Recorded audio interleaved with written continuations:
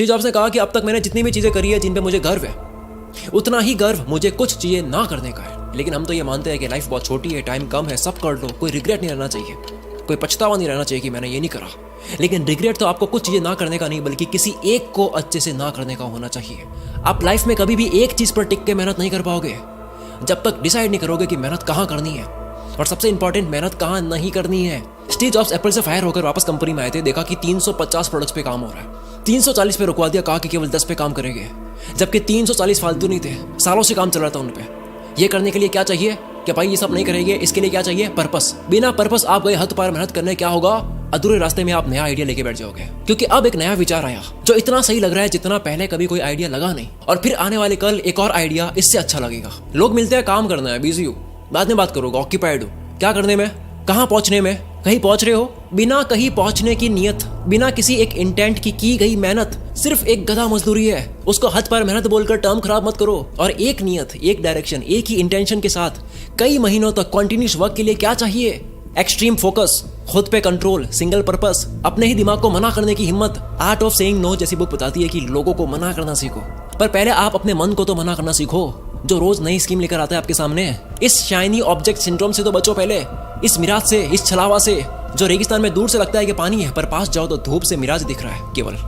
इंसान को दुनिया के हर धंधे में पैसा दिख जाएगा सिवाय खुद के। जब समझ आ गई बात कि 6 फीट का एक खड्डा खोदना है, फिर क्यों 2-2 फीट के 3 खड्डे खोदने लग जाते हैं? क्यों सिर्फ 2 फीट का खड्डा खोदते ही नई जगह देखने लग जाते हैं? फिर कहते हो रिजल्ट नहीं मिला। भाई मैं तो रोज हद पार मेहनत कर रहा था, एक दिन नहीं छोड़ा मैंने। कहाँ कर रहे थे, लेकिन किस डायरेक्शन में कर रहे थे? आज के इतने ऑप्शंस की दुनिया में जिसने खुद को जीत लिया सिर्फ एक करने में, उसकी मेहनत के आगे 100 लोगों की मेहनत भी कुछ भी नहीं है। क्योंकि उस इंसान के साथ आइंस्टीन के अकॉर्डिंग दुनिया का 8वां अजूबा है कंपाउंड इफेक्ट। सब जानते हैं इसके बारे में। हर एक डिसीजन, हर एक निर्णय कहीं ना कहीं ले जाता है। हर एक एक्शन, हर एक विचार को दी गई वैल्यू। ये वीडियो जो आप देख रहे हो ये भी एक डिसीजन है। करना क्या है? सुबह उठने से लेकर रात को सोने तक जितने भी डिसीजंस, विचार, आइडियाज, एनर्जी, सब एक ही डायरेक्शन में फ्लो करें। रोज एक ही डायरेक्शन में फ्लो करें, तब कंपाउंड होगा, तब जंगल से बाहर आओगे। जब एक बार भी आप डायरेक्शन नहीं बदलोगे, एक ही डायरेक्शन में चलते रहोगे, भले स्लो चल रहे हो, slow but in one direction is better than being fast in all directions. अगर डिसीजन का फटीग ना हो, इच्छा जो है, चॉइस का पैराडॉक्स ना हो, कभी ये कभी वो, ये सब ना हो, तब इंसान एक सेकंड भी वेस्ट नहीं करेगा, तुरंत एक्शन लेगा। एक स्कूल में कंपटीशन होना था ड्राइंग का, सारे स्टूडेंट्स बहुत एक्साइटेड थे, भाग लिया सबने। 2 दोस्त थे, उन्होंने नाम लिखवाया और अगले ही दिन गए नाम रोशन करने ड्राइंग करके। दोनों ने फुल प्रैक्टिस कर रखी थी क्या ड्रॉ करना है। कंपटीशन शुरू हुआ, उसमें से एक ने फुल तैयारी के बावजूद, पूरी प्रैक्टिस होने के बावजूद किसी और की ड्राइंग देखी, पता लगा कि भाई साहब ये तो बहुत ही अमेजिंग ड्राइंग बना रहा है, मैं यहाँ पे क्या फुल पत्ती बना रहा हूँ, ये शकील तो कंपटीशन में आयरन मैन बना रहा है। उस बंदे ने अपनी फुल पत्ती मिटाई, उसने सोचा कि मैं बनाऊंगा अब क्रिश, इंडियन सुपर हीरो, जिसके भाई साहब ने कोई प्रैक्टिस नहीं कर रखी थी क्रिश की। अब यहाँ डिसीजन बदला उसका किस वजह से? अगर आप अपने प्रैक्टिस किए हुए डिसीजन पर टिके हुए नहीं रहोगे तो आपको दूसरों के प्रैक्टिस किए हुए डिसीजन से भिड़ना पड़ेगा जिसकी आपने प्रैक्टिस नहीं कर रखी है। अब क्योंकि उसने क्रिश ड्रॉ करने की कोई प्रैक्टिस नहीं कर रखी, फिर से डिसीजन बदला, भारी लग रहा था, कुछ हल्का करते हैं। अब जब हल्का ड्रॉ करने लगा तो याद आया कि यार वही कर लेते जो घर से सीख के आए थे। जितने में टाइम हो गया देरी हो गई। Maturity is when you realize ये कहानी ड्राइंग करने की नहीं थी, लाइफ ड्रॉ करने की थी। डिसीजन फटीग लेट होगा। 2025 में 5 महीना निकल गया। सोचो सिर्फ आपके बार बार आइडियाज बदलने की वजह से आप अपनी फैमिली को बेस्ट लाइफ नहीं दे पा रहे हो। आप अपने 60 साल की एज में सबसे बुरे रहोगे पछतावे के साथ, सिर्फ इसलिए क्योंकि एक चीज पे नहीं टिक पाए। 90% से भी ज्यादा मेहनत में कमी का कारण है माइंड क्लियर नहीं है।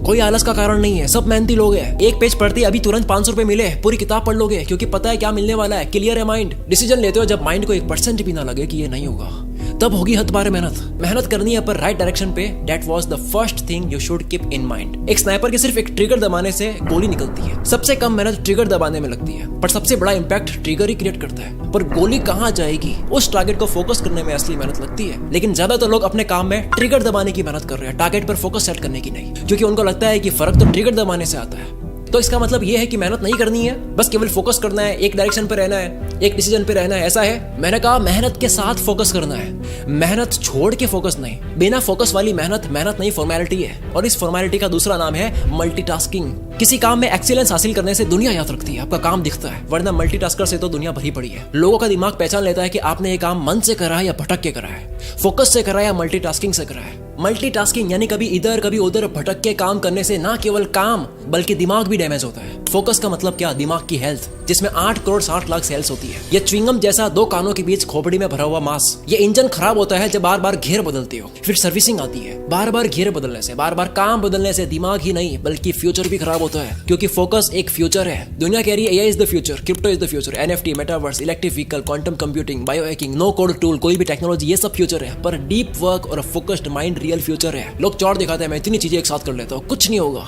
मैं सिर्फ ये कर सकता हूँ, ये फोड़ेगा। इसके ऊपर रिसर्च ही रिसर्च है कि एक वक्त में 2 काम करने की कोशिश करना ये आपके फोकस का सबसे बड़ा दुश्मन है।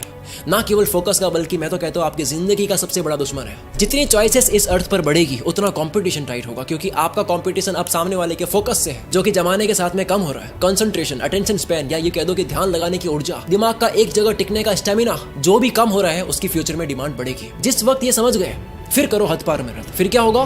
फिर आपकी अंडरस्टैंडिंग अलग होगी, इंटेलिजेंस लेवल हाई होगी, चीजें फास्ट समझ आएगी, रिकॉलिंग पावर तेज होगी, टाइम पे सब कुछ याद आएगा, क्रिएटिव विजुअलाइजेशन होगी, आंख बंद करोगे अंदर की दुनिया दिखाई देगी। 10 घंटे का काम 1 घंटे में होगा। थिंकिंग पैटर्न्स बनाने लग जाओगे, हर सोचने के तरीकों को नाम देने लग जाओगे, खुद की एक लैंग्वेज होगी, थॉट्स कंट्रोल में, ध्यान कहाँ देना है वो एबिलिटी आपके हाथ में, पीस ऑफ माइंड आपके हाथ में होगा, परेशान करने वाले थॉट्स से आजादी, कौन से विचार की सीढ़ी लगानी है आप चूज करोगे, आप डिसाइड करोगे, सेल्फ कॉन्फिडेंस बढ़ जाएगा, इनर स्ट्रेंथ बढ़ जाएगी, विल पावर बढ़ जाएगी, दृढ़ निश्चय करने वाले बन गए, ओवर थिंकिंग रुक जाएगी, टालने का कीड़ा मर जाएगा, जीवन अच्छा लगने लग जाएगा, हैप्पीनेस बढ़ जाएगी आपकी, स्ट्रेस खत्म हो जाएगा, मेहनती मजा बन जाएगा, रेस्ट चाहिए नहीं। ये सब जब होने लग जाए आप मेहनत में खो जाओ, आपको पता ही नहीं रेस्ट क्या होता है, वही रेस्ट है, काम ही मजा दे रहा है, क्या रेस्ट लोगे? क्या तब भी रिजल्ट्स नहीं मिलेंगे?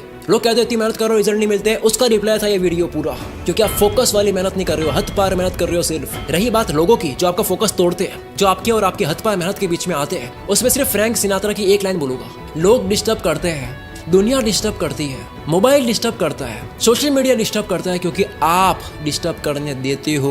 बहुत लोगों ने रिक्वेस्ट करी इस तरह की वीडियोस अपलोड करो, जो पहले क्या करते थे वो मैंने आज कर दिया। अगर आप चाहते हो कि अगली वीडियो भी इसी तरह की हो तो कमेंट में सिर्फ रियल कुल मित्र लिख दो। जितनी कमेंट्स आएगी रियल कुल मित्र के नाम से उतना मेरा मन करेगा कि अगली वीडियो भी इसी तरह की निकाली जाए। मिलते हैं अगली वीडियो में। Wish all the very best. मैं शकील कुल मित्र से आपके सपनों को सपोर्ट करता हूँ।